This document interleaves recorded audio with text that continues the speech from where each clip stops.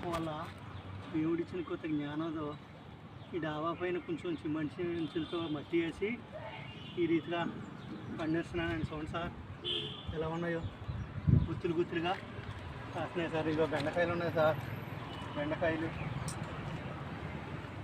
చూడండి సార్. ఇదిగో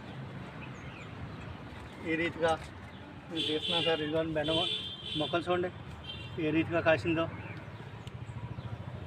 నాకు మొక్కలంటే ఎంతో పిచ్చి సార్.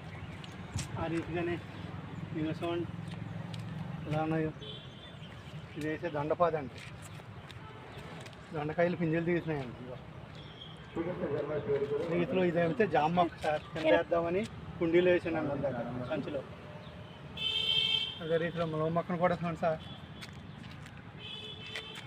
ములవ మొక్కను కూడా నేను ఎంతో ఇదిగా పెంచుతున్నాను సార్. ఇటువంటి కాయలు సార్ ఎంత సమృద్ధిగా ఉన్నాయో. దేవుడు కనానలో ఏ రీతిగా అయితే చెడు ఆ రీతిగా నేను మొక్కల్ని చక్కగా పెంచుతున్నాను సార్.